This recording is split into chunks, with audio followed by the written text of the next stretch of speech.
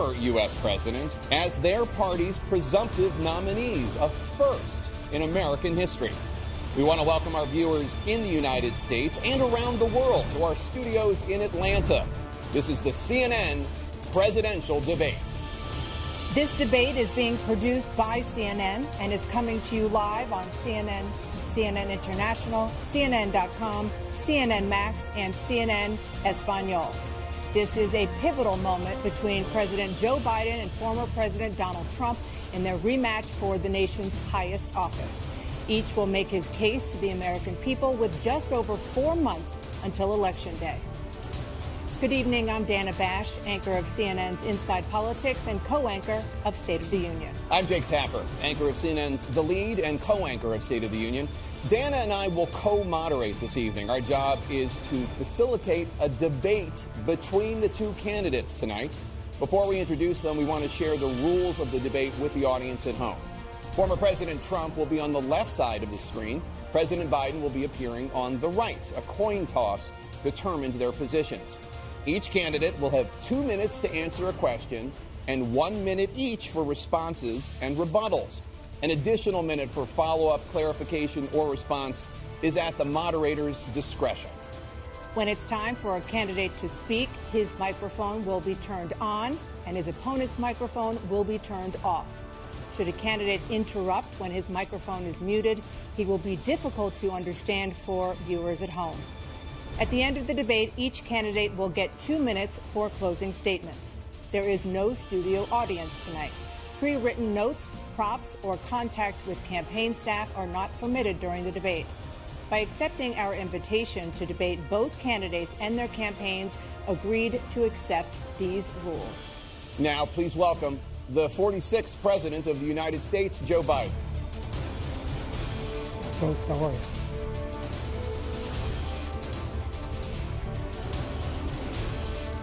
Great to be here. Thank you. And please welcome the 45th President of the United States, Donald Trump.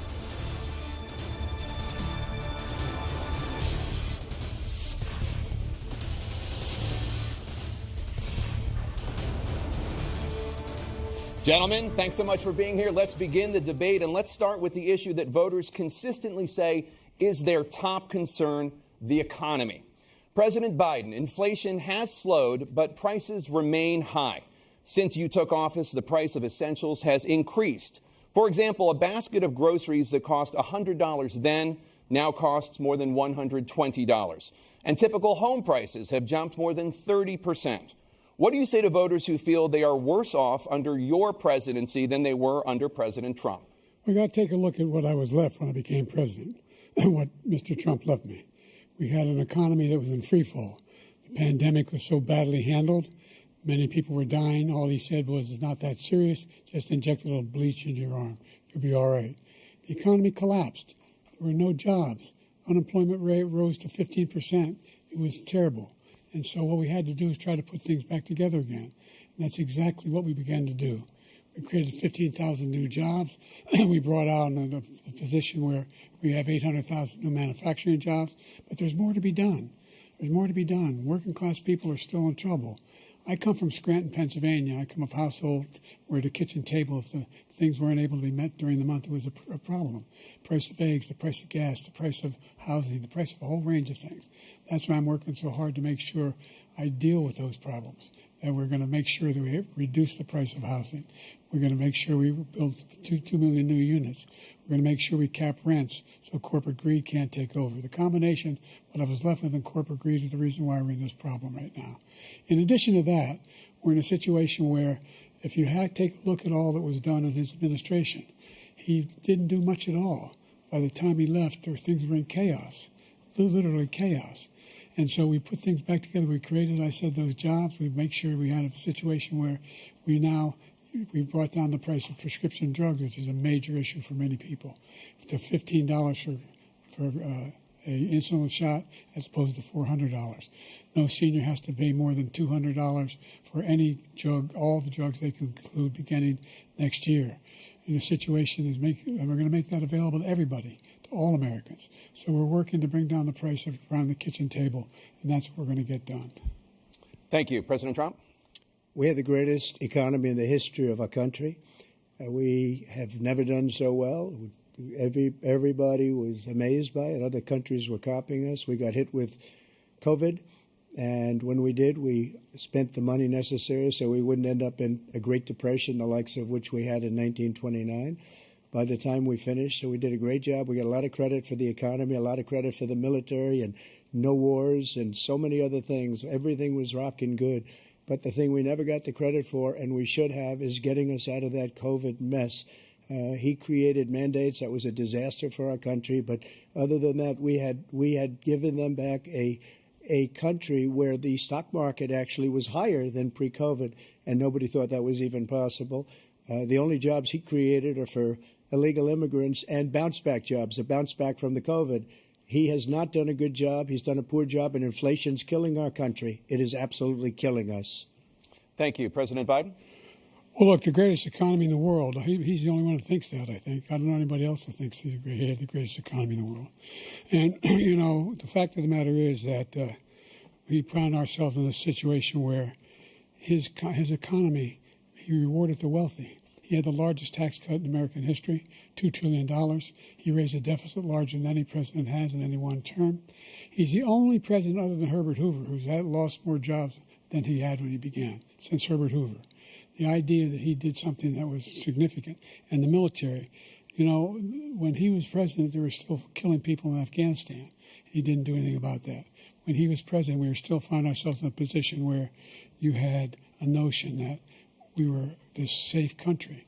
The truth is, I'm the only president this century that doesn't have this decade, that doesn't have any troops dying anywhere in the world like he did.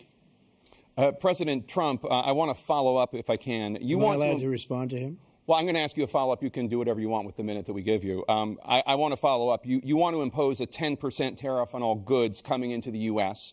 How will you ensure that that doesn't drive prices even higher? It's not going to drive them higher. It's just going to cost countries that have been ripping us off for years, like China and many others, in all fairness to China.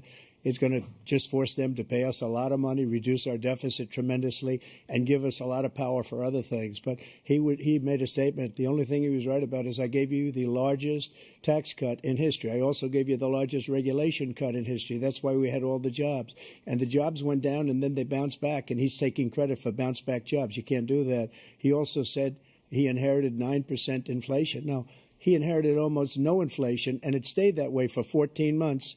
And then it blew up under his leadership because they spent money like a bunch of people that didn't know what they were doing. And they don't know what they were doing. It was the worst, probably the worst administration in history. There's never been. And as far as Afghanistan is concerned, I was getting out of Afghanistan, but we were getting out with dignity, with strength, with power.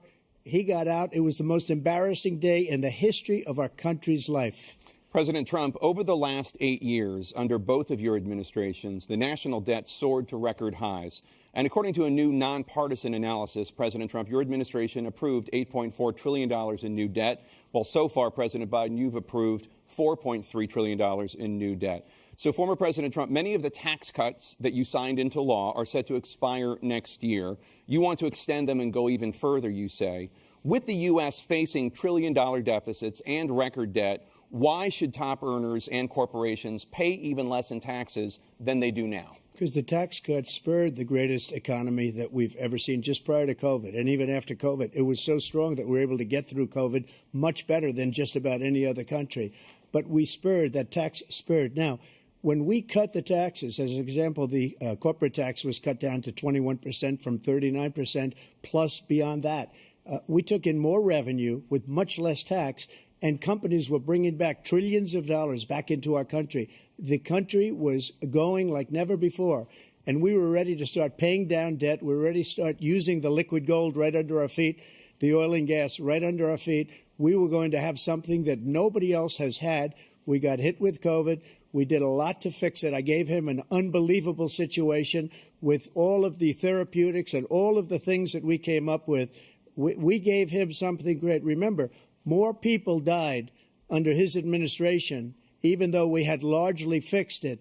More people died under his administration than our administration, and we were right in the middle of it, something which a lot of people don't like to talk about. But he had far more people dying in his administration. He did the mandate, which is a disaster, mandating it.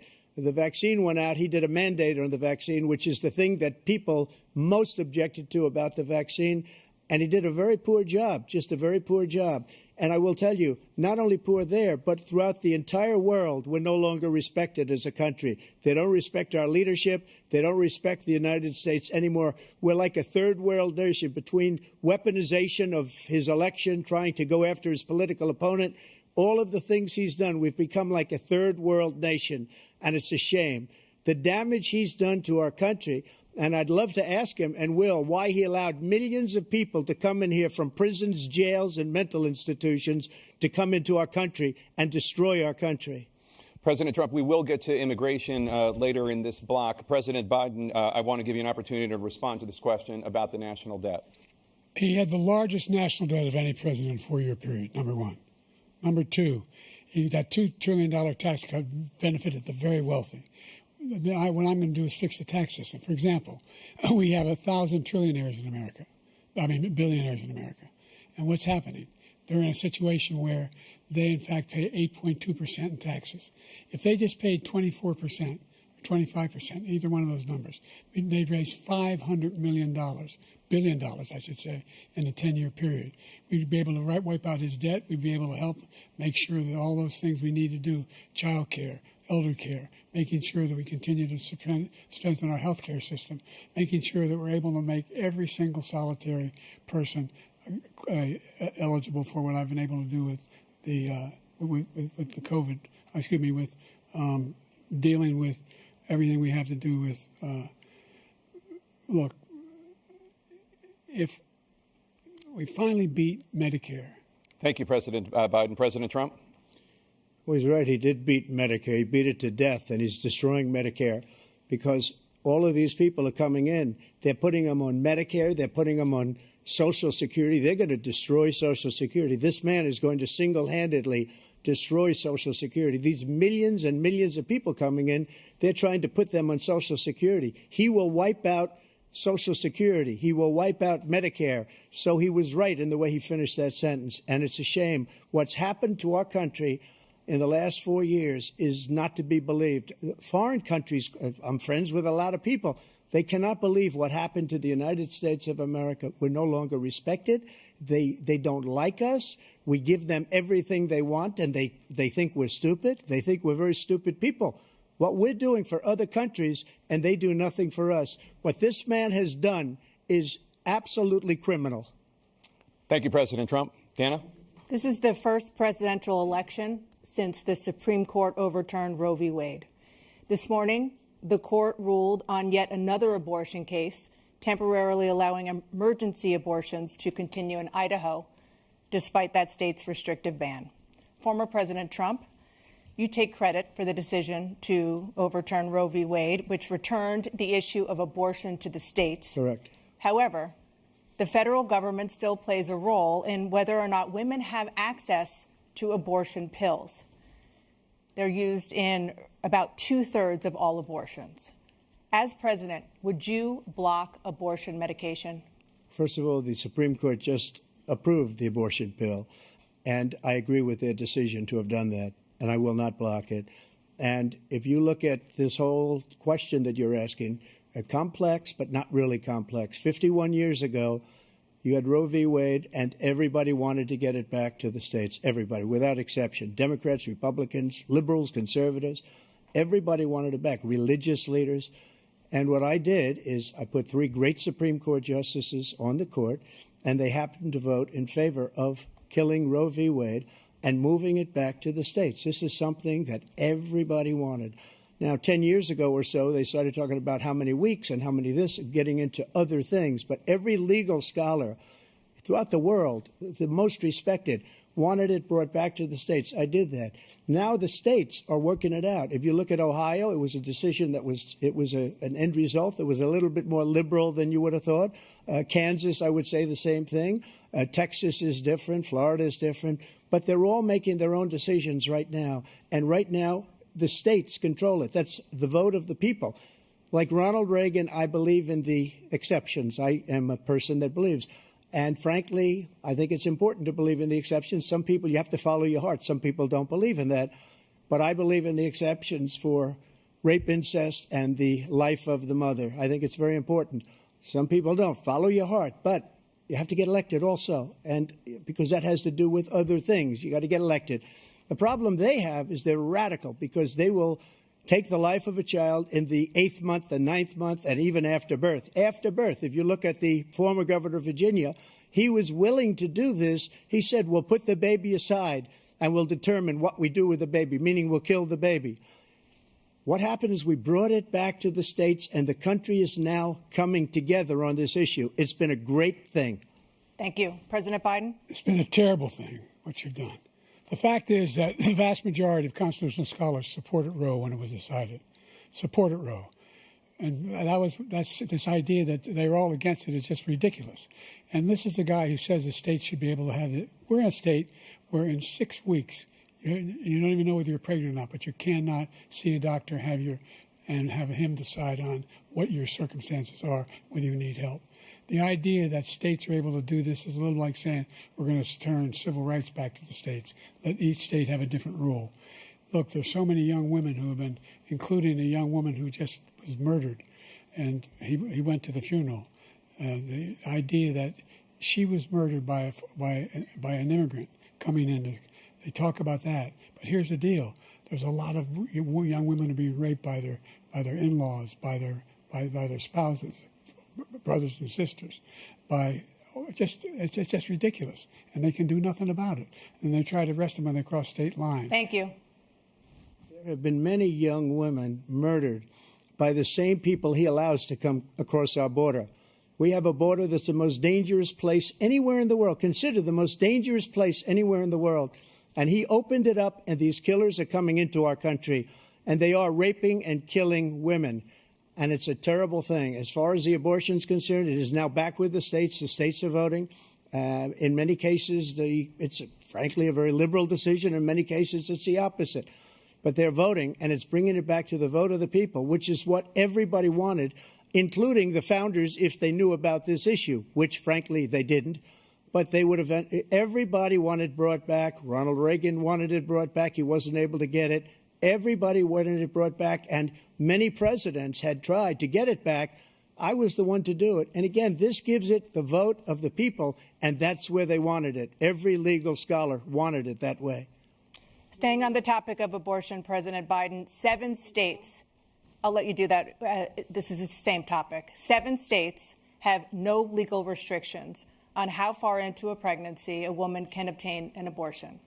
Do you support any legal limits on how late a woman should be able to terminate a pregnancy? I supported Roe v. Wade, which had 3 trimesters. The first time is between the woman and the doctor.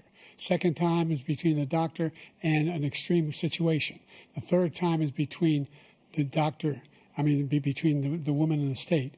The idea that the politicians, that the founders wanted the politicians to be the ones making decisions about women's health is ridiculous. That's the last. No politician should be making that decision. A doctor should be making those decisions. That's how it should be run. That's what you're going to do. And if I'm elected, I'm going to restore Roe v. Wade. So that means he can take the life of the baby in the 9th month and even after birth, because some states, Democrat run, take it after birth. Again, the former governor of Virginia, put the baby down, then we decide what to do with it. So he's willing to, as we say, rip the baby out of the womb in the 9th month and kill the baby. Nobody wants that to happen, Democrat or Republican. Nobody wants it to happen. That is simply not true. The Roe v. Wade does not provide for that.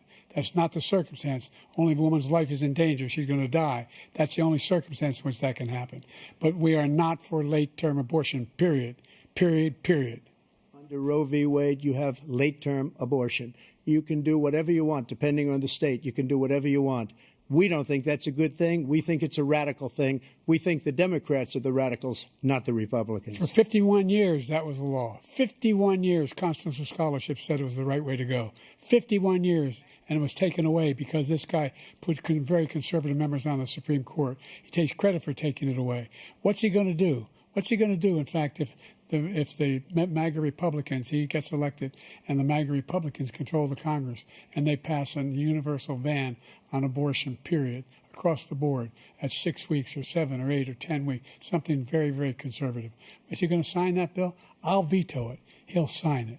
Thank you. Let's turn now to the issue of immigration and border security. President Biden, a record number of migrants have illegally crossed the southern border on your watch. Overwhelming border states and overburdening cities such as New York and Chicago, and in some cases causing real safety and security concerns. Given that, why should voters trust you to solve this crisis? Because we worked very hard to get a bipartisan agreement that not only changed all of that, it made sure that we are in a situation where you had no circumstance where they could come across the border with the number of border police there are now. We significantly increased the number of asylum officers. By the way, the Border Patrol endorsed my position. In addition to that, we found ourselves in a situation where when he was president, he was separating babies from their mothers, putting them in cages, making sure the families were separated. That's not the right way to go. What I've done since I've changed the law, what's happened? I've changed it in a way that now you're in a situation where there are 40% fewer people coming across the border illegally. That's better than when he left office.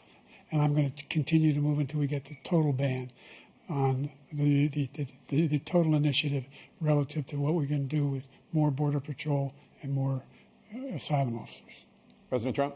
I really don't know what he said at the end of that sentence. I don't think he knows what he said either. Look, we had the safest border in the history of our country. The border, all he had to do was leave it. All he had to do was leave it. He decided to open up our border, open up our country to people that are from prisons, people that are from mental institutions, insane asylum, terrorists. We have the largest number of terrorists coming into our country right now, all terrorists, all over the world, not just in South America, all over the world. They come from the Middle East, everywhere. All over the world, they're pouring in. And this guy just left it open. And he didn't need legislation because I didn't have legislation. I said, close the border. We had the safest border in history. In that final couple of months of my presidency, we had, according to Border Patrol, who is great, and by the way, who endorsed me for president, but I won't say that, but they endorsed me for president. Brandon, just speak to him. But look, we had the safest border in history. Now we have the worst border in history. There's never been anything like it. And people are dying all over the place, including the people that are coming up in caravans. Thank you, President Trump. President Biden? The only terrorist who's done anything crossing the border is one who came along and killed three, under his administration, killed an al-Qaeda person come in his administration, killed 3 American soldiers. That's the only terrorist that's there. I'm not saying that no terrorist ever got through, but the idea they're emptying their prisons, we're welcoming these people, that's simply not true. There's no data to support what he said. Once again, he's exaggerating, he's lying. President Trump, staying on the topic of immigration, you've said that you're going to carry out, quote, the largest domestic deportation operation in American history, unquote. Does that mean that you will deport every undocumented immigrant in America, including those who have jobs, including those whose spouses are citizens, and including those who have lived here for decades? And if so, how will you do it? Just 1 second. He said we killed 3 people. The people we killed are al-Baghdadi and Soleimani, the 2 greatest terrorists, biggest terrorists anywhere in the world, and it had a huge impact on everything, not just border, on everything. He's the one that killed people with the bad water, including hundreds of thousands of people dying, and also killing our citizens when they come in. We are living right now in a rat's nest. They're killing our people in New York, in California, in every state in the union, because we don't have borders anymore. Every state is now a border. And because of his ridiculous, insane, and very stupid policies, people are coming in and they're killing our citizens at a level that we've never seen. We call it migrant crime. I call it Biden migrant crime. They're killing our citizens at a level that we've never seen before. And you're reading it like these 3 incredible young girls over the last few days. One of them, I just spoke to the mother, and they just had the funeral for this girl, 12 years old. This is horrible what's taken place. What's taken place in our country, we're literally an uncivilized country now. He doesn't want it to be. He just doesn't know. He opened the borders. Nobody's ever seen anything like. And we have to get a lot of these people out, and we have to get them out fast because they're going to destroy our country. Just take a look at where they're living. They're living in luxury hotels in New York City and other places. Our veterans are on the street. They're dying because he doesn't care about our veterans. He doesn't care. He doesn't like the military at all, and he doesn't care about our veterans. Nobody been worse. I had the highest approval rating for veterans taking care of the VA. He has the worst. He's gotten rid of all the things that I approved, choice that I got through Congress, all of the different things I approved, they abandoned. We had by far the highest, and now it's down in less than half because he's done all these great things that we did. And I think he did it just because I approved it, which is crazy. But he has killed so many people at our border by allowing all of these people to come in. And it's a very sad day in America. President Biden, you have the mic. Every single thing he said is a lie. Every single one. For example, veterans are a hell of a lot better off since I passed the PACT Act. 1 million of them now have insurance, and their families have it. Their families have it because what happened, whether it was Agent Orange or burn pits, they're all being covered now. And his group opposed that. We're also in a situation where we have great respect for veterans. My son spent a year in Iraq, living right next to one of those burn pits, came back with stage 4 glioblastoma. I was recently in France for D-Day, and I spoke all about those heroes that died. I went to the World War I cemetery he refused to go to. He was standing with his 4-star general, and he told me, he said, I don't want to go in there because they're a bunch of losers and suckers. My son was not a loser, was not a sucker. You're the sucker. You're the loser. President Trump? First of all, that was a made-up quote, suckers and losers. They made it up. It was in a third-rate magazine that's failing, like many of these magazines. He made that up. He put it in commercials. We've notified him. We had 19 people that said I didn't say it. And think of this. Who would say I'm at a cemetery or I'm talking about our veterans? Because nobody's taken better care. I'm so glad this came up, and he brought it up. There's nobody that's taken better care of our soldiers than I have. To think that I would, in front of generals and others, say suckers and losers. We have 19 people that said it was never said by me. It was made up by him, just like Russia was made up, just like the 51 intelligence agents are made up, just like the new thing with the 16 economists are talking. It's the same thing. 51 intelligence agents said that the laptop was Russia disinformation. It wasn't. That came from his son, Hunter. It wasn't Russia disinformation. He made up the suckers and losers, so he should apologize to me right now.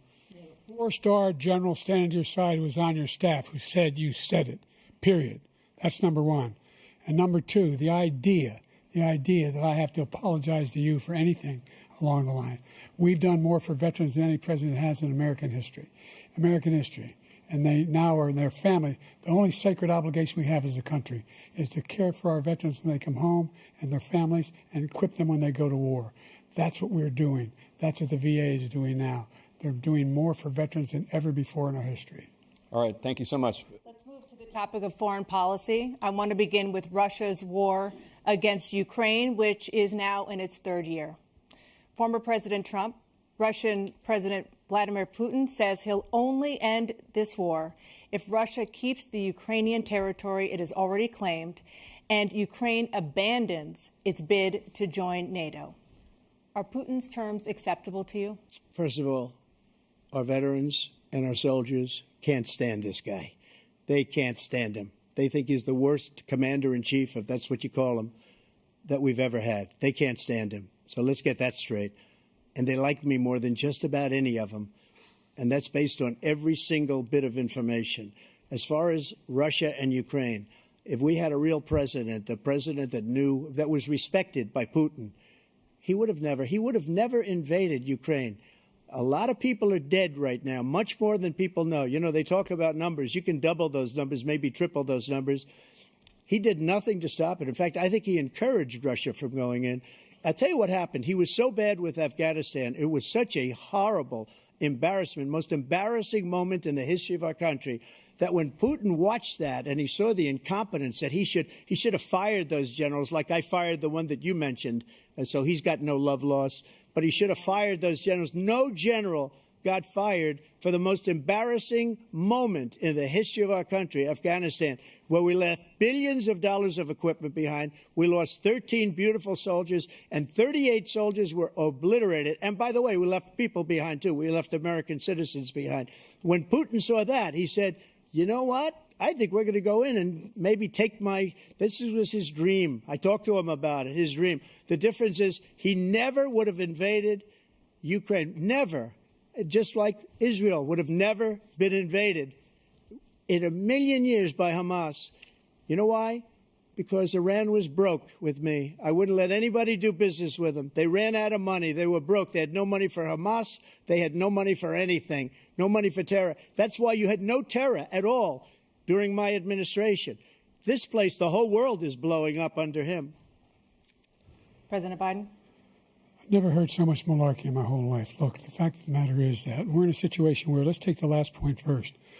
Iran attacked American troops, caused brain damage for a number of these troops, and he did nothing about it. Recently, not when he was president.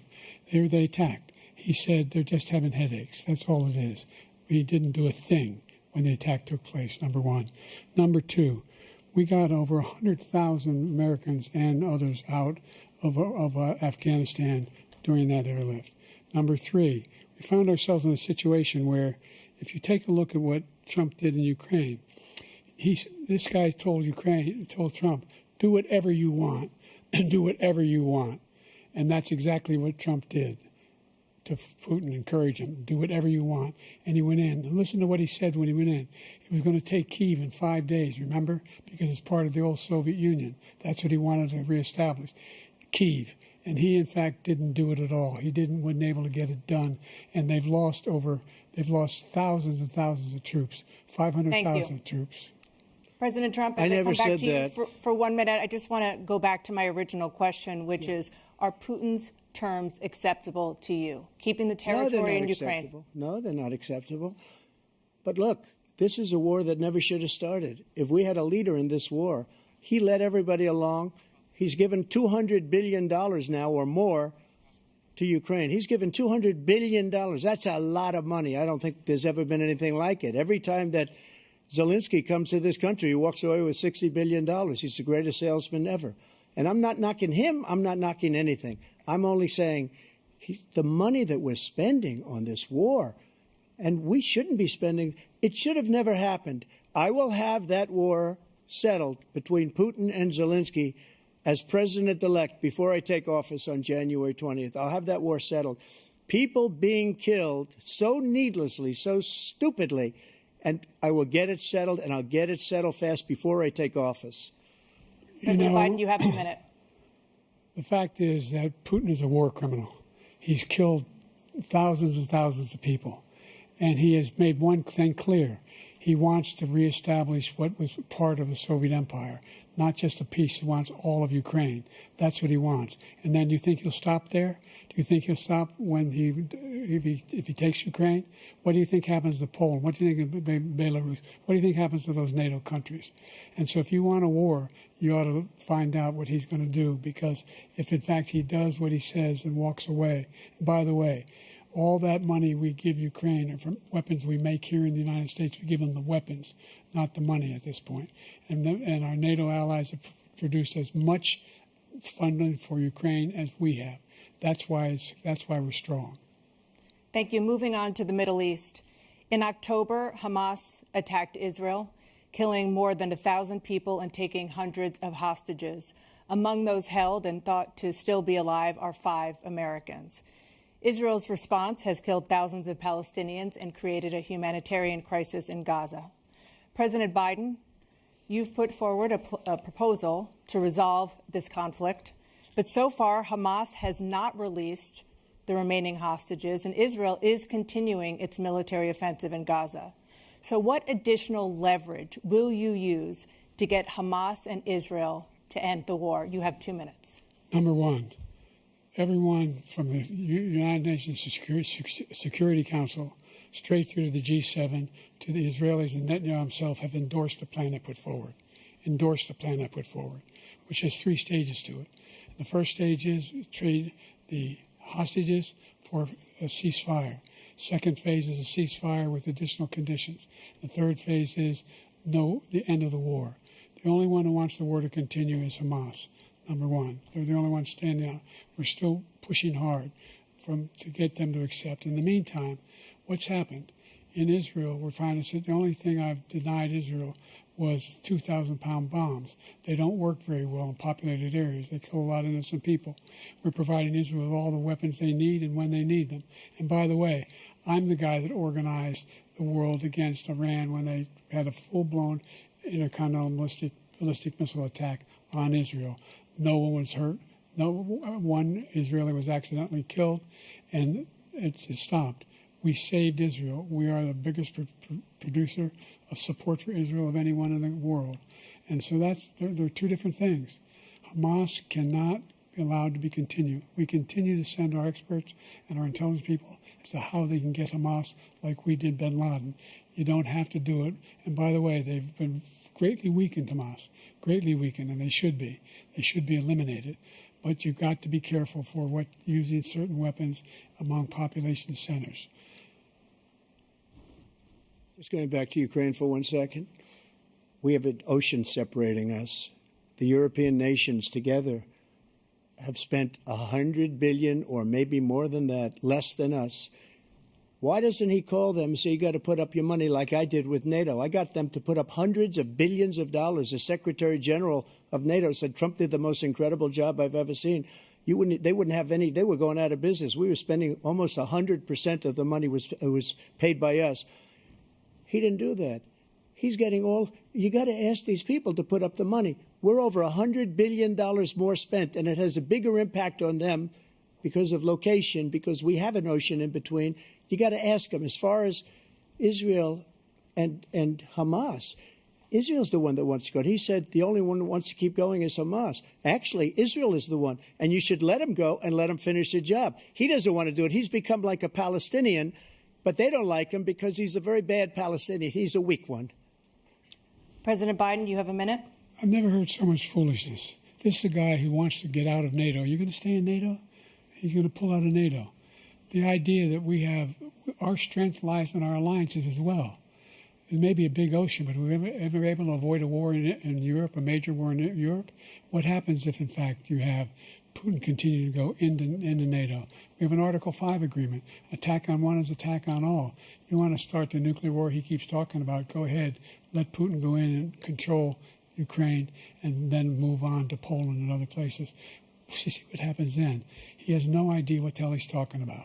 And by the way, I got 50 other nations around the world to support Ukraine, including Japan and South Korea, because they understand that this kind of dislocation has a serious threat to the whole world peace. No major war in Europe has ever been able to be contained just to Europe. President Trump, just to follow up, would you support the creation of an independent Palestinian state in order to achieve peace in the region? I'd have to see. But before we do that, the problem we have is that we spend all the money. So they kill us on trade. I made great trade deals with the European nations because if you add them up, they're about the same size economically. Their economy is about the same size as the United States. And they were no cars, they don't want anything that we have. But we're supposed to take their cars, their food, their everything, their agriculture. I changed that. But the big thing I changed is they don't want to pay.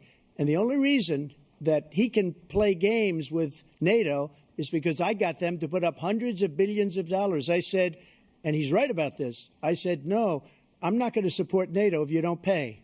They asked me that question, would you guard us against Russia at a very secret meeting of the 28 states at that time, nations at that time? And I said, no, if you don't pay, I won't do that. And you know what happened? Billions and billions of dollars came flowing in the next day and the next months. But now we're in the same position. We're paying everybody's bills. Let's turn to the issue of democracy. Former President Trump, I want to ask you about January 6, 2021. After you rallied your supporters that day, some of them stormed the Capitol to stop the constitutionally mandated counting of electoral votes. As president, you swore an oath to, quote, preserve, protect, and defend, unquote, the Constitution. What do you say to voters who believe that you violated that oath through your actions and inaction on January 6th and worry that you'll do it again? Well, I don't think too many believe that. And let me tell you about January 6th. On January 6th, we had a great border. Nobody coming through, very few.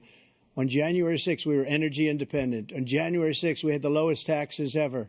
We had the lowest regulations ever. On January 6th, we were respected all over the world. All over the world, we were respected. and then he comes in, and we're now laughed at. We're like a bunch of stupid people. What happened to the United States' reputation under this man's leadership is horrible, including weaponization, which I'm sure at some point you'll be talking about, where he goes after his political opponent because he can't beat him fair and square.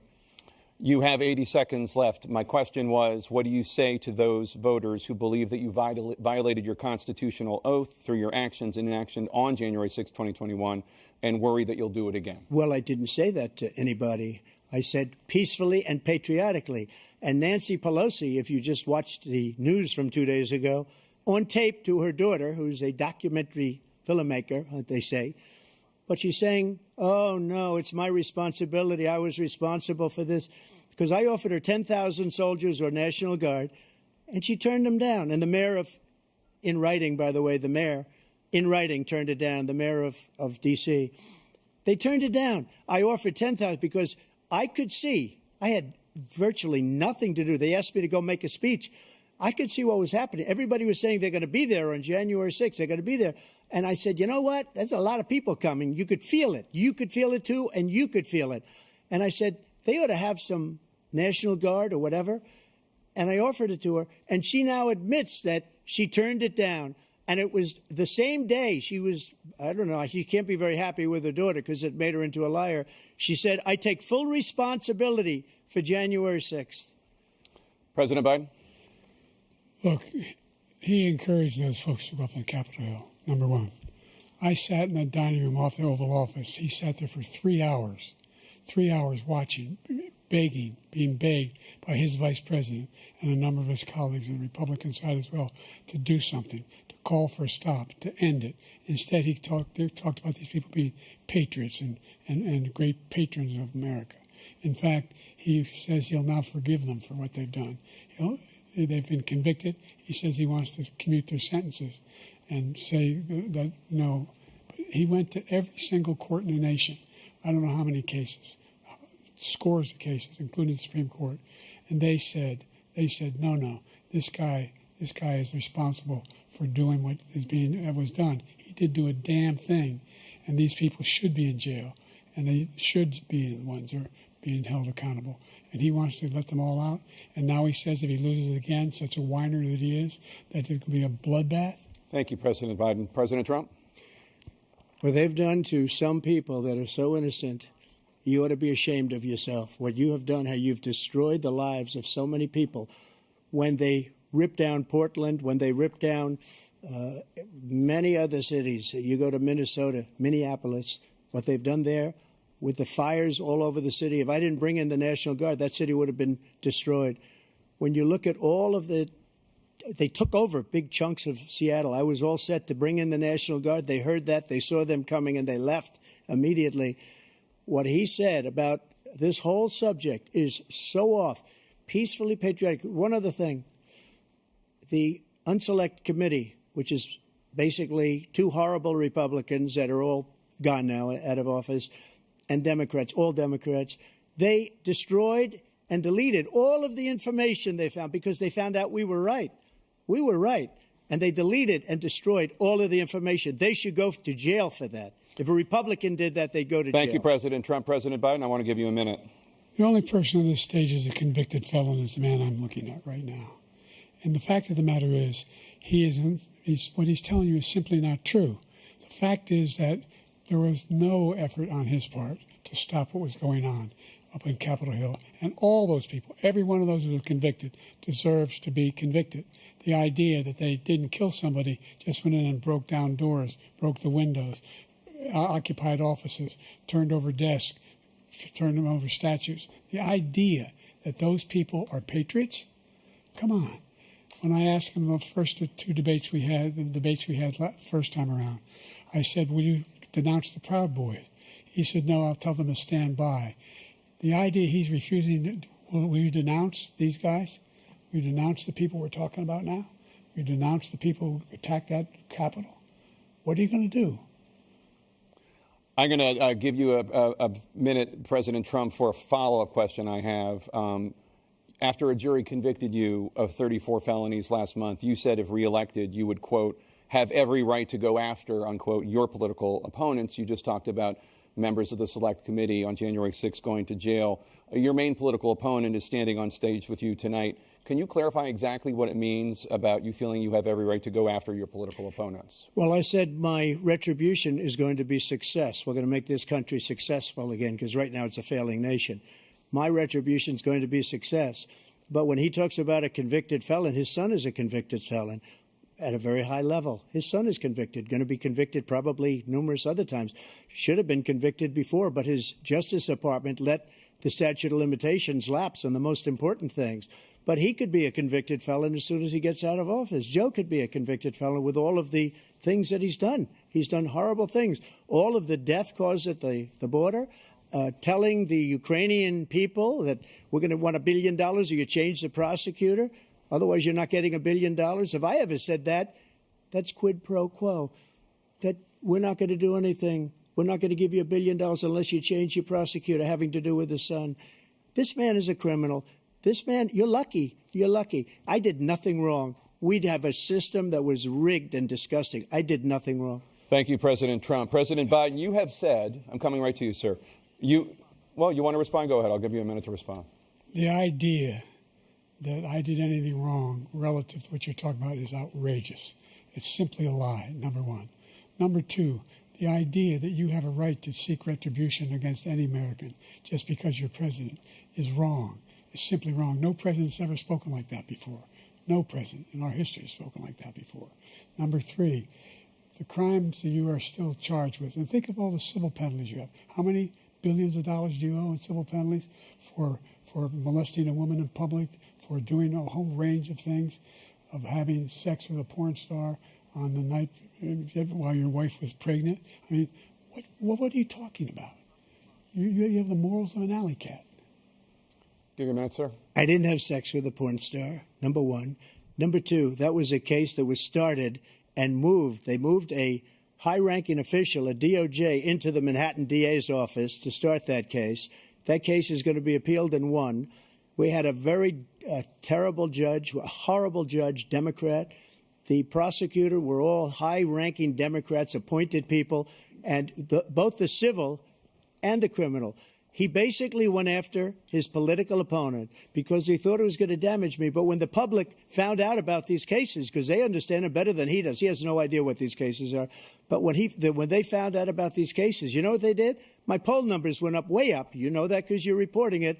And we took in more money in the last 2 weeks than we've ever taken in the history of any campaign. I don't think any campaign has ever taken. Hundreds of millions of dollars came pouring in because the public knows it's a scam, and it's a guy that's after his political opponent because he can't win fair and square. Thank you, President Trump. President Biden, you have said, quote, Donald Trump and his MAGA Republicans are determined to destroy American democracy. Do you believe that the tens of millions of Americans who are likely to vote for President Trump will be voting against American democracy? The more they know about what he's done, yes. The more they know about what he's done. And there's a lot more coming. He's got a lot of cases down the road coming around. He's got a whole range of issues he has to face. I don't know what the juries will do, but I do know he has a real problem. And so the fact that, could you ever think you heard any president say that I'm going to seek retribution? Do you ever hear any president say that I thought Hitler had some good ideas? What got me involved to run in the first place after my son had died, I decided in Iraq, because of Iraq, I said I wasn't going to run again until I saw what happened in Charlottesville, Virginia. People coming out of the woods carrying swastikas on torches, and singing the same anti-Semitic bile they sang when back in Germany. And the young woman got killed. I spoke to the mother, and they asked him. They said, "What do you think of those people? The ones who got killed, the one who tried to stop it, and the ones," he said, "I think they're fine people on both sides." What American president would ever say Nazis coming out of fields carrying torches, singing the same anti-Semitic bile, carrying swastikas were fine people? And this is the guy who says Hitler's done some good things. I'd like to know what they are. Good things Hitler's done, that's what he said. This guy has no sense of American democracy. President Trump. Jake, both of you know that story has been totally wiped out because when you see the sentence, it said 100% exoneration on that. So he just keeps it going. He says he ran because of Charlottesville. He didn't run because of Charlottesville. He ran because it was his last chance. He's not equipped to be president. You know it, and I know it. It's ridiculous. We have a debate. We're trying to justify his presidency. His presidency, he's without question the worst president, the worst presidency in the history of our country. We shouldn't be having a debate about it. There's nothing to debate. He made up the Charlottesville story, and you'll see it's debunked all over the place. Every reasonable anchor has debunked it. And just the other day it came out where it was fully debunked. It's a nonsense story. He knows that, and he didn't run because of Charlottesville. He used that as an excuse to run. President Biden? And debunked. It happened. All you have to do is listen to what was said at the time. And the idea that somehow that's the only reason I ran because I was worried a guy like this guy could get elected. If he thought they were good people coming out of that forest, carrying those woods, carrying those torches, then he didn't deserve to be president. Didn't deserve to be president at all. And the idea that he's talking about all this being fabricated, we saw with our own eyes. We saw what happened on January 6th. We saw the people breaking through the windows. We saw people occupying his own vice president. Look, there's a reason why 40 of his 44 top cabinet officers refused to endorse him this time. His vice president hasn't endorsed him this time. So why? Why? They know him well. They serve with him. Why are they not endorsing him? Thank you, President Biden. We're going to be right back with more from the CNN presidential debate.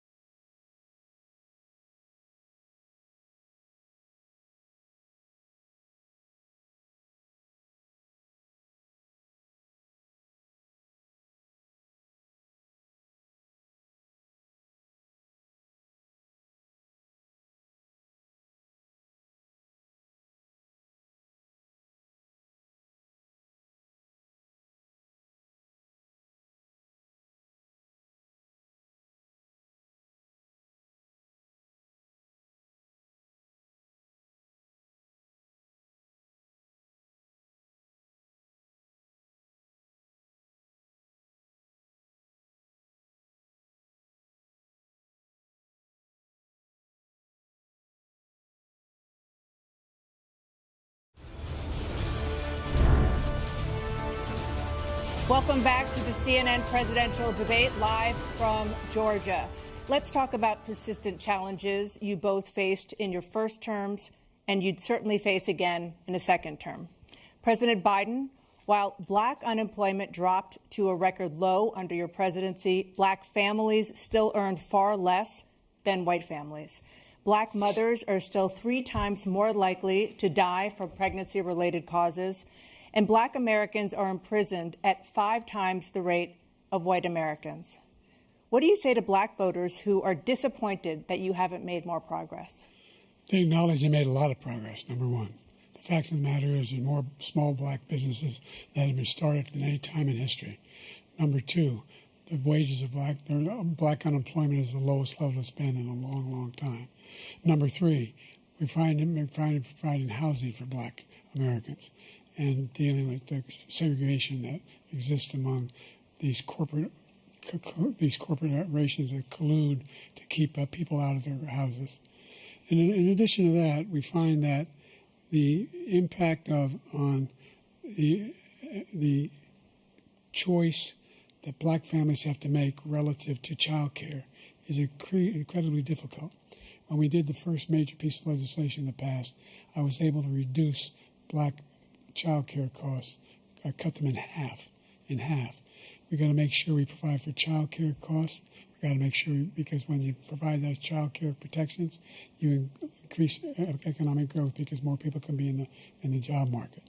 So there's more to be done, considerably more to be done. But we've done a great deal so far, and I'm not letting up, and they know it. You have 49 seconds left. What do you say to black voters who are disappointed with the progress so far? I say I don't blame them for being disappointed. Inflation is still hurting them badly. For example, I provided for the idea that any black family, first-time home buyer, should get a $10,000 tax credit to be able to buy their first home so they can get started. I made sure that we're in a situation where all those black families and those black individuals who had to take out student loans that were ballooning, that if they were engaged in nursing, anything having to do with volunteerism, if they paid their bills for 10 years on their student debt, all the rest is forgiven after 10 years. Millions have benefited from that. And we're going to do a whole lot more for black families. Thank you, President Trump. And he caused the inflation. He's blaming inflation, and he's right, it's been very bad. He caused the inflation, and it's killing black families and Hispanic families and just about everybody. It's killing people. They can't buy groceries anymore. They can't. You look at the cost of food where it's doubled and tripled and quadrupled. They can't live. They're not living anymore. He caused this inflation. I gave him a country with essentially no inflation. It was perfect. It was so good. All he had to do is leave it alone. He destroyed it with his Green New scam and all this money that's being thrown out the window. He caused inflation. As sure as you're sitting there, the fact is that his big kill on the black people is the millions of people that he's allowed to come in through the border. They're taking black jobs now, and it could be 18, it could be 19, and even 20 million people. They're taking black jobs, and they're taking Hispanic jobs, and you haven't seen it yet, but you're going to see something that's going to be the worst in our history. Thank you. President Biden? There was no inflation when I became president. You know why? The economy was flat on its back. 15% unemployment. He decimated the economy, absolutely decimated the economy. That's why there was no inflation at the time. There were no jobs. We provided thousands of millions of jobs for individuals who are in all communities, including minority communities. We made sure that they have health insurance. We have covered, the ACA has increased. I made sure that they're $8,000 per person in a family to get written off for health care. But this guy wants to eliminate that. They tried 50 times. He wants to get rid of the ACA again, and they're going to try again if they win. We find ourselves in a position where the idea that we're not doing anything, we put more police on the street than any administration has. He wants to cut the cops. We're providing for equity and making sure people have a shot to make it. There's a lot going on, but in inflation, he caused it by his tremendous malfeasance in the way he handled the pandemic. Thank you. Another persistent challenge is the climate crisis. 2023 was the hottest year in recorded history, and communities across the country are confronting the devastating effects of extreme heat, intensifying wildfires, stronger hurricanes, and rising sea levels. Former President Trump, you've vowed to end your opponent's climate initiatives, but will you take any action as president to slow the climate crisis? Well, let me just go back to what he said about the police, how close the police are to him. Almost every police group in the nation from every state is supporting Donald J. Trump. Almost every police group. And what he's done to the black population is horrible, including the fact that for 10 years he called them super predators. We can't, in the 1990s, we can't forget that. Super predators was his name, and he called it to them for 10, and they've taken great offense at it, and now they see it happening. But when they see what I did for criminal justice reform and for the historically black colleges and universities, where I funded them and got them all funded, and the opportunity zones with Tim, as you know, Tim Scott was incredible. He did a great job, great senator from South Carolina. He came to me with the idea, and it was a great idea. It's one of the most successful economic development acts ever in the country, opportunity zones. And the biggest beneficiary are blacks. And that's why we have the best numbers with them in maybe ever. They're saying ever. I read this morning where ever, the best numbers. He's lost much of the black population because he's done a horrible job for black people. He's also done a horrible job for Hispanics. But wait till you see these millions of people pouring into our country, and they're going to take the jobs, and it's already started, and you haven't seen anything yet. It's a disaster. You've 38 seconds left. President Trump, will you take any action as president to slow the climate crisis? So I want absolutely immaculate clean water, and I want absolutely clean air, and we had it. We had H2O. We had the best numbers ever, and we were using all forms of energy, all forms, everything. And yet, during my 4 years, I had the best environmental numbers ever. And my top environmental people gave me that statistic just before I walked on the stage, actually. I don't know where the hell he's been. The idea that anything he said is true. I've passed the most extensive climate change legislation in history. We find ourselves, and by the way, black colleges, I came up with $15 billion for HBCUs, historic black universities and colleges, because they don't have the kind of contributors that they have to build these laboratories and the like. Any black student is capable in college of doing any white student can do. They just don't have the money, but now they'll be able to get those jobs in high tech. We're in a situation where the idea that he is claiming to have done something that had the cleanest water, he hadn't done a damn thing for the environment. He pulled out of the Paris Peace Accord, Climate Accord. I immediately joined it because if we reach 1.5 degrees Celsius at any one point, there's no way back. The only existential threat to humanity is climate change, and he didn't do a damn thing about it. He wants to undo all that I've done. The Paris Accord was going to cost us $1 trillion, and China nothing, and Russia nothing, and India nothing. It was a ripoff of the United States. And I ended it because I didn't want to waste that money because they treat us horribly. We were the only ones. It was costing us money. Nobody else was paying into it. And it was a disaster. But everything that he said just now, I'll give you an example. I heard him say before insulin. I'm the one that got the insulin down for the seniors. I took care of the seniors. What he's doing is destroying all of our medical programs because the migrants coming in, they want everybody. And look, I have the biggest heart on the stage. I guarantee you that. And I want to take care of people. But we're destroying our country. They're taking over our schools, our hospitals, and they're going to be taking over Social Security. He is destroying Social Security, Medicare, and Medicaid. The idea is that we, in fact, we were the only ones of consequence who were not members of the Paris Accord. How can we do anything if we're not able to, the United States can't get its under control? One of the largest polluters in the world, number one. We're making significant progress. By 2035, we will have cut pollution in half. We have made significant progress, and we're continuing to make progress. We set up a climate corps for thousands of young people who will learn how to deal with climate, just like the Peace Corps. And we're moving in directions that are going to significantly change the elements of cause of pollution. But the idea that he claims that he has the biggest heart up here, and he's really concerned about pollution and about climate. I've not seen any indication of that. And by the way, with regard to prescription drugs, one company agreed that they would reduce the price to $35, which I was calling for, one, voluntarily. I made sure every company in the world, every pharmaceutical company, cannot have to pay. Thank you. And by the way, so every day, millions of Americans struggle just to make ends meet. For many older Americans, Social Security provides a critical lifeline.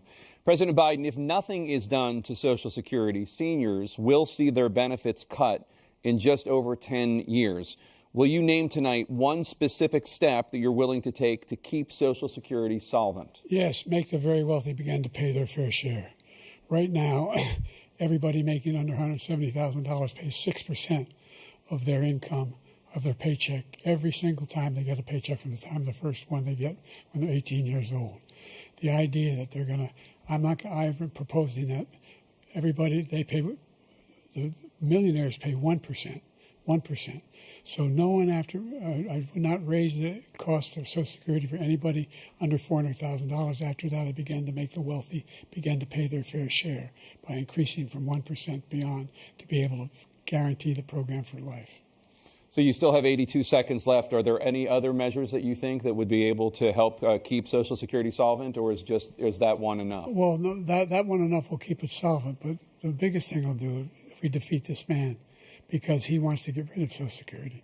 He thinks there's plenty to cut in Social Security. He's wanting to cut Social Security and Medicare, both times. And and if you look at the program put forward by the House Republican caucus that I believe supports, is in fact want to cut it as well. The idea that we don't need to protect our seniors is ridiculous. And by the way, the American public has greater health care coverage today than ever before. And under the ACA, as I said, you're in a circumstance where 400,000 people, 40 million people would not have insurance because they have a pre-existing condition. The only thing that allows them to have that insurance is the fact that they, in fact, are part of the ACA. And by the way, the other thing is, we're in a situation where we talk about education for black communities. I've raised the amount of money for Pell Grants by another $8,000. So anybody making under $70,000 a year is going to be able to get $15,000 towards their tuition. He just doesn't know what he's talking about. Thank you, President Biden. President Trump. So I've dealt with politicians all my life. I've been on this side of the equation for the last 8 years. I've never seen anybody lie like this guy. He lies. I've never seen it. He could look you in the face about so many other things, too. And we mentioned the laptop. We mentioned Russia, Ukraine. Everything he does is a lie. It's misinformation and disinformation. The losers and suckers story that he made up is a total lie on the military. It's a disgrace. But Social Security, he's destroying it because millions of people are pouring into our country, and they're putting them onto Social Security. They're putting them onto Medicare, Medicaid. They're putting them in our hospitals. They're taking the place of our citizens. What they're doing to the VA, to our veterans, is unbelievable. Our veterans are living in the street, and these people are living in luxury hotels. He doesn't know what he's doing, and it's really coming back. I've never seen such anger in our country before. President Biden. The idea that veterans are not being taken care of, I told you before. And by the way, when I said suckers and losers, he acknowledged after that he fired that general. That general got fired because he's the one that acknowledged that that's what he said. He was the one standing with Trump when he said it, number one. Number two, the idea that we're going to be in a situation where all these millions and millions, the way he talks about it, illegal aliens are coming into the country and taking away our jobs. There's a reason why we have the fastest growing economy in the world, the reason why we have the most successful economy in the world. We're doing better than any other nation in the world. And by the way, those 15 Nobel laureates he talked about being phony, those 15 Nobel laureates, economists, they all said that if Trump is reelected, we're likely to have a recession and inflation is going to increasingly go up. And by the way, worst president in history, 159 presidential scholars voted him the worst president in the history of the United States of America. President Biden, thank you so much. Let's turn to the cost of child care, which many American families struggle to afford. President Trump, both you and President Biden have tried to address this issue. But the average cost of child care in this country has risen to more than $11,000 a year per child. For many families, the cost of child care for 2 children is more than their rent. In your second term, what would you do to make child care more affordable? Just to go back, the general got fired because he was no good. And if he said that, that's why he made it up. But we have 19 people that said I didn't say it, and they're very highly respected, much more so than him. The other thing is, he doesn't fire people. He never fired people. I've never seen him fire anybody. I did fire a lot. I fired Comey because he was no good. I fired a lot of the top people at the FBI, drained the swamp. They were no good. Not easy to fire people. You'd pay a price for it, but they were no good. I inherited these people. I didn't put them there. I didn't put Comey there. He was no good. I fired him. This guy hasn't fired anybody. He never fires. He should have fired every military man that was involved with that the Afghanistan horror show, the most embarrassing moment in the history of our country. He didn't fire. Did you fire anybody? Did you fire anybody that's on the border that's allowed us to have the worst border in the history of the world? Did anybody get fired for allowing 18 million people, many from prisons, many from mental institutions? Did you fire anybody that allowed our country to be destroyed? Joe, our country is being destroyed as you and I sit up here and waste a lot of time on this debate. This shouldn't be a debate. He is the worst president. He just said about me because I said it. But look, he's the worst president in the history of our country. He's destroyed our country. Now, all of a sudden, he's trying to get a little tough on the border. He came out with a nothing deal, and it reduced it a little bit, like this much. It's insignificant. He wants open borders. He wants our country to either be destroyed or he wants to pick up those people as voters. And I don't think we just can't let it happen. If he wins this election, our country doesn't have a chance, not even a chance, of coming out of this rut. We probably won't have a country left anymore. That's how bad it is. He is the worst in history by far. Thank you, President Trump. President Biden? We are the most admired country in the world. We're the United States of America. There's nothing beyond our capacity. We have the finest military in the history of the world, the finest in the history of the world. No one thinks we're weak. No one wants to screw around with us. Nobody, number one. Number two, the idea that we're talking about worst presidents. I wasn't joking. Look it up. Go online.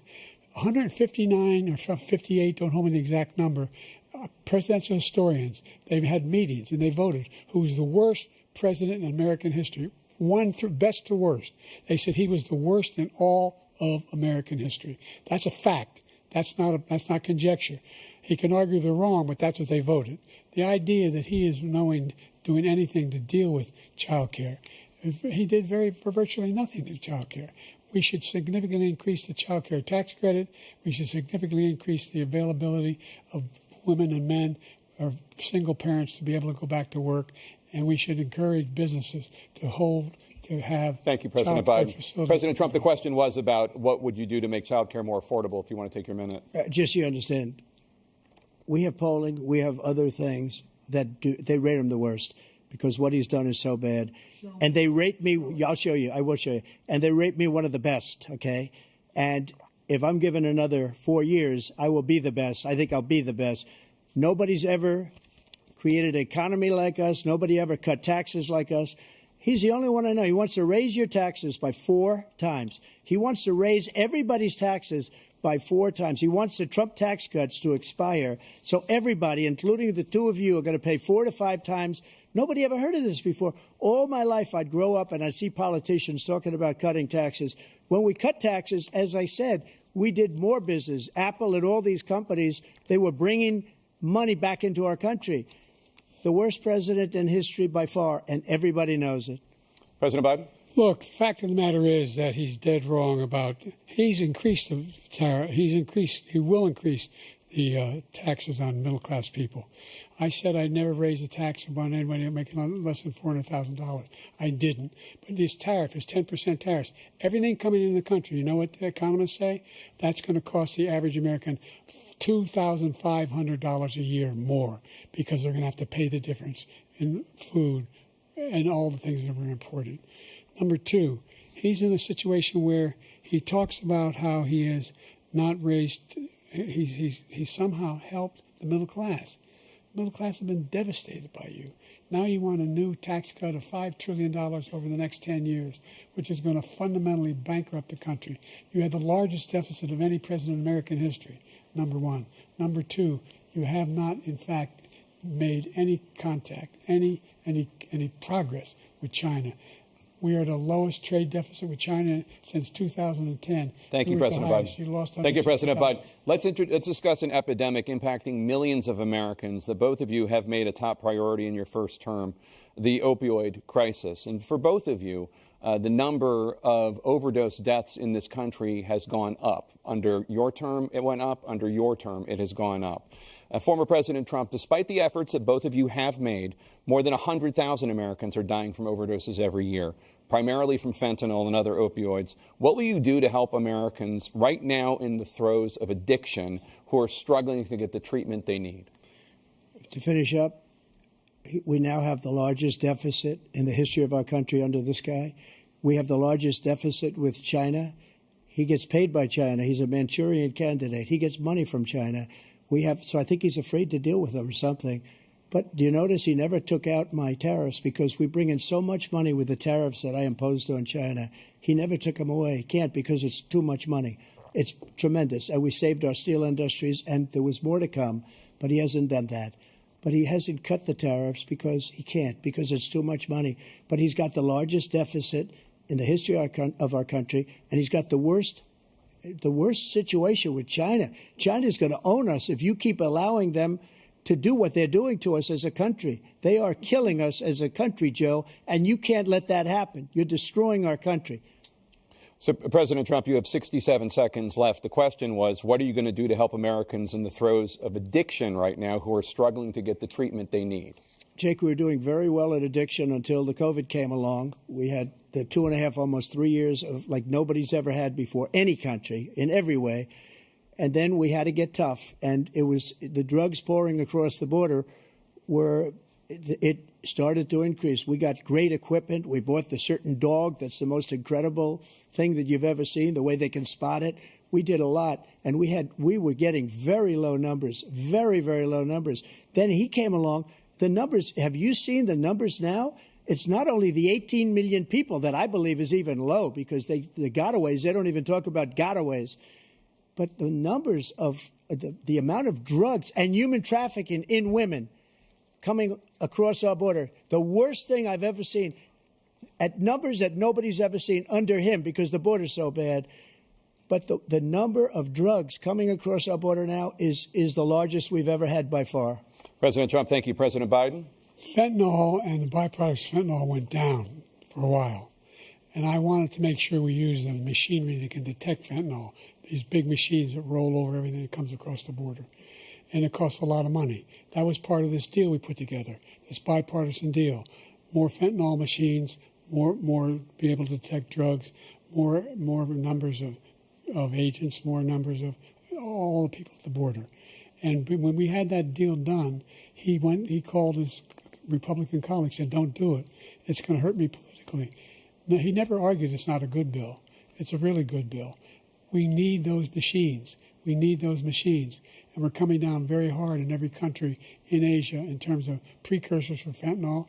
And Mexico is working with us to make sure they don't have the technology to be able to put it together. That's what we have to do. We need those machines. Thank you, President Biden. President Trump, and again, the question is about Americans in the throes of addiction right now struggling to get the treatment they need. Well, this does pertain to it.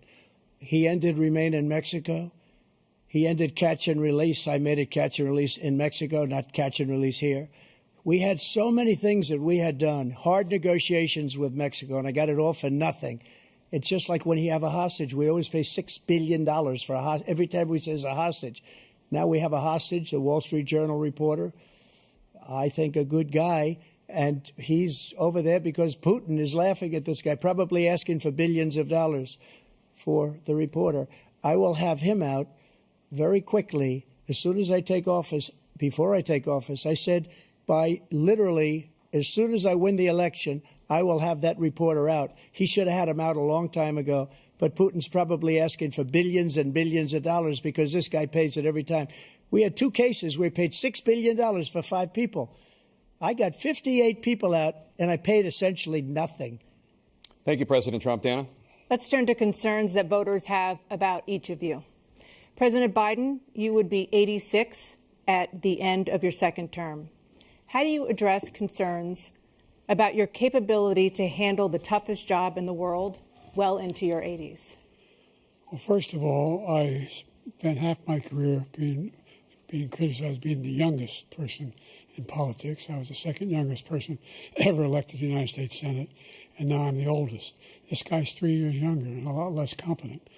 I think that just look at the record. Look at what I've done. Look how I've turned around the horrible situation he left me.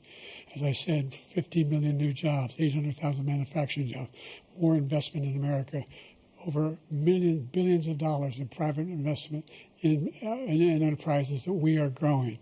By the way, we brought an awful lot of people. Well, the whole idea of computer chips. We used to have 40% of the market. We invented those chips, and we lost it because he was sending people to find the cheapest jobs overseas and to bring home a product. So I went to South Korea. I convinced Samsung to invest billions of dollars here in the United States. And guess what? Those fabs, they call them, to build these chips, those fabs pay over $100,000. You don't need a college degree for them. And there's billions, about $40 billion already being invested and being built right now in the United States, creating significant jobs for Americans from all over the world. President Biden, you have 40 seconds left. Would you like to add anything? Yeah, I would. The idea that somehow we are this failing country. I never heard a president talk like this before. We're the envy of the world. Name me a single major country president who wouldn't trade places with the United States of America for all our problems and all our opportunities. We're the most progressive country in the world in getting things done. We're the strongest country in the world. We're a country in the world who keeps our word, and everybody trusts us, all of our allies, and those who he coddles up to, from Kim Jong-un, who he sends love letters to, and Putin, etc. They don't want to screw around with us. Thank you. Former President Trump, to follow up, you would be 82 at the end of your second term. What do you say to voters who have concerns about your capabilities to serve? Well, I took 2 tests, cognitive tests. I aced them, both of them, as you know. We made it public. He took none. I'd like to see him take one, just one, a real easy one. Like go through the first 5 questions. He couldn't do it. But I took 2 cognitive tests. I took physical exams every year. And, we knock on wood wherever we may have wood, that I'm in very good health. I just won 2 club championships, not even senior, 2 regular club championships. To do that, you have to be quite smart, and you have to be able to hit the ball a long way. And I do it. He doesn't do it. He can't hit a ball 50 yards. He challenged me to a golf match. He can't hit a ball 50 yards. I think I'm in very good shape. I feel that I'm as in good a shape as I was 25, 30 years ago. Actually, I'm probably a little bit lighter, but I'm in as good a shape as I was years ago. I feel very good. I feel the same. But I was willing to take a cognitive test. And you know what? If I didn't do well, I aced them. Dr. Ronnie Jackson, who's a great guy when he was White House doctor. And then I took another one, a similar one. And one of them said they've never seen anybody ace him. Thank you. President Biden? You can see he is 6'5" and only 223 pounds, or 235 pounds. Well, you said 6'4", 200. Well, anyway, anyway, just take a look at what he says he is, and take a look at what he is. Look, I'd be happy to have a driving contest with him. I got my handicap, which when I was vice president, down to a 6. But by the way, I told you before, I'm happy to play golf if you carry your own bag. Think you can do it? That's the biggest lie. He's a 6 handicap of all. I was an 8 handicap. Yeah. 8. But I have, how many? I've seen you swing. I know you swing. Okay, let's not act like children. President Trump, we're going to turn Let's not act like children. to a specific concern that voters have about you. Will you pledge tonight that once all legal challenges have been exhausted, that you will accept the results of this election, regardless of who wins, and you will say right now that political violence in any form is unacceptable? Well, I shouldn't have to say that, but of course I believe that. It's totally unacceptable. And if you would see my statements that I made on Twitter at the time, and also my statement that I made in the Rose Garden, you would say is one of the strongest statements you've ever seen. In addition to the speech I made in front of, I believe, the largest crowd I've ever spoken to, and I will tell you, nobody ever talks about that. They talk about a relatively small number of people that went to the Capitol, and in many cases were ushered in by the police. And as Nancy Pelosi said, it was her responsibility, not mine. She said that loud and clear. But the answer is, if the election is fair, free, and I want that more than anybody. And I'll tell you something. I wish he was a great president, because I wouldn't be here right now. I'd be at one of my many places enjoying myself. I wouldn't be under indictment because I wouldn't have been his political opponent, because he indicted me because I was his opponent. I wish he was a great president. I would rather have that. I wouldn't be here. I don't mind being here. But the only reason I'm here is he's so bad as a president that I'm going to make America great again. We're going to make America great again. We're a failing nation right now. We're a seriously failing nation. And we're a failing nation because of him. His policies are so bad. His military policies are insane. They're insane. These are wars that will never end with him. He will drive us into World War III, and we're closer to World War III than anybody can imagine. We are very, very close to World War III, and he's driving us there. And Kim Jong-un and President Xi of China, Kim Jong-un of North Korea, all of these, Putin, they don't respect him. They don't fear him. They have nothing going with this gentleman, and he's going to drive us into World War III. You want a World War III, let him follow and win, and let Putin say, do what you want, NATO. Just do what you want. There's a thing called Article 5. An attack on one is an attack on all, and required response. The idea, I can't think of a single major leader in the world who wouldn't trade places with the job I've done and what they've done. Because we are a powerful nation. We have wonderful people. It's because of the people, not me. It's because of the American people. They're capable of anything, and they step up when they're needed. And right now, we're needed. We're needed to protect the world because our own safety is at stake. And again, you want to have a war, just let Putin go ahead and take Kyiv, make sure they move on, see what happens in Poland, Hungary, and other places along that border. Then you have a war. President Trump, as I come back to you for a follow-up, the question was, will you accept the results of this election, regardless of who wins? Just to finish what he said, if I might, Russia, they took a lot of land from Bush. They took a lot of land from Obama and Biden. They took no land, nothing from Trump, nothing. He knew not to do it. He's not going to play games with me. He knew that. I got along with him very well, but he knew not to play games. He took nothing from me. But now he's going to take the whole thing from this man right here. That's a war that should have never started. It would have never started ever with me. And he's going to take Ukraine. And, you know, you asked me a question before, would you do this? He's got us in such a bad position right now with Ukraine and Russia, because Ukraine's not winning that war. He said, I will never settle until such time. They're running out of people. They're running out of soldiers. They've lost so many people. It's so sad. They've lost so many people, and they've lost those gorgeous cities with the golden domes that are 1,000 years old, all because of him and stupid decisions. Russia would have never attacked if I were president. President Trump, the question was, will you accept the results of the election, regardless of who wins? Yes or no, please. If it's a fair and legal and good election, absolutely. I would have much rather accepted these, but the fraud and everything else was ridiculous. And if you want, we'll have a news conference on it in a week, or we'll have another one of these in a week. But I will absolutely, there's nothing I'd rather do. It would be much easier for me to do that than I'm running again. I wasn't really going to run until I saw the horrible job he did.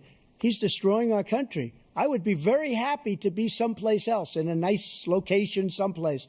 And again, no indictments, no political opponent stuff, because it's the only way he thinks he can win. But unfortunately, it's driven up my numbers and driven them up to a very high level because the people understand it. Well, let's see what your numbers are when this election is over. Let's see. You're a whiner. When you lost the first time, you continued, you appealed and appealed to courts all across the country. Not one single court in America said any of your claims had any merit, state or local, none.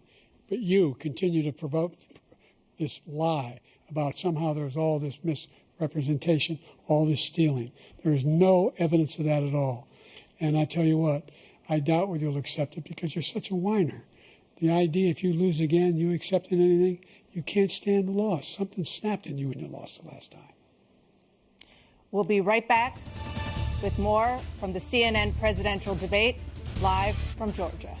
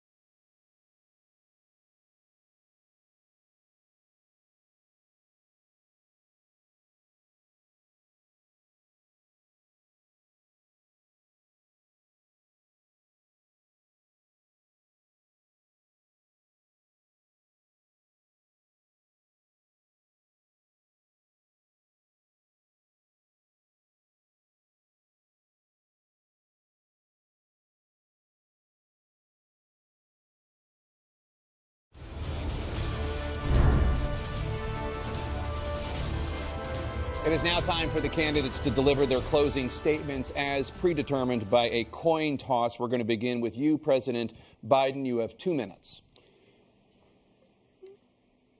We've made significant progress from the debacle that was left by President Trump in his last term. We find ourselves in a situation where, number one, we have to make sure that we have a fair tax system. I ask anyone out there in the audience or anyone out watching this debate, do you think the tax system is fair? The fact is that I said nobody even making under $400,000 had a single penny increase in their taxes and will not. And if I'm reelected, that'll be the case again. But this guy has increased your taxes because of the deficit, number one. He's increased inflation because of the debacle he left after the way he handled the pandemic. And he finds himself in a position where he now wants to tax you more by putting a 10% tariff on everything that comes into the United States of America. What I did, when, for example, he wants to get rid of the ability of Medicare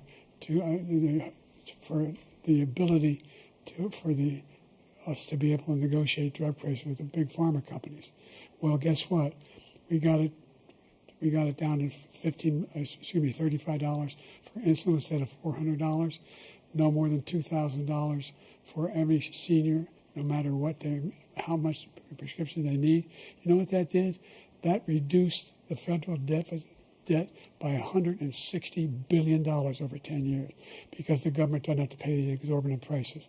I'm going to make that available to every senior all along, it's happening now, and everybody in America. He wants to get rid of that.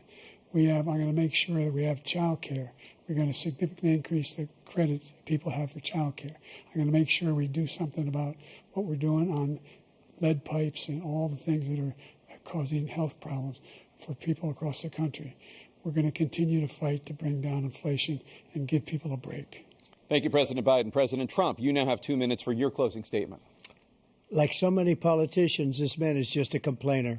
He said, we want to do this, we want to do that, we want to get rid of this tax, that tax. But he doesn't do anything. All he does is make our country unsafe by allowing millions and millions of people to pour in. Our military doesn't respect him. We look like fools in Afghanistan. We didn't stop Israel. It was such a horrible thing that would have never happened. It should have never happened. Iran was broke. Anybody that did business with Iran, including China, they couldn't do business with the United States. They all passed. Iran was broke. They had no money for Hamas or Hezbollah, for terror, no money whatsoever. Again, Ukraine should have never happened. He talks about all this stuff, but he didn't do it. For 3.5 years, we're living in hell. We have the Palestinians and we have everybody else rioting all over the place. You talk about Charlottesville. This is 100 times Charlottesville, 1,000 times. The whole country is exploding because of you, because they don't respect you, and they have to respect their president, and they don't respect you throughout the world. What we did was incredible. We rebuilt the military. We got the largest tax cut in history, the largest regulation cut in history. The reason he's got jobs is because I cut the regulations that gave jobs, but he's putting a lot of those regulations back on. All of the things that we've done, nobody's never seen anything like. Even from a medical standpoint, right to try, where we can try space-age materials instead of going to Asia or going to Europe and trying to get when you're terminally ill. Now you can go and you can get something. You sign a document. They've been trying to get it for 42 years. But you know what we did for the military was incredible. Choice for our soldiers, where our soldiers, instead of waiting for 3 months to see a doctor, can go out and get themselves fixed up and readied up and take care of themselves, and they're living. And that's why I had the highest approval rating in the history of the VA. So all of these things, we're in a failing nation, but it's not going to be failing anymore. We're going to make it great again. Thank you, former President Trump, President Biden. Stay with us because we have full analysis of this debate. Anderson Cooper and Aaron Burnett starts now on CNN.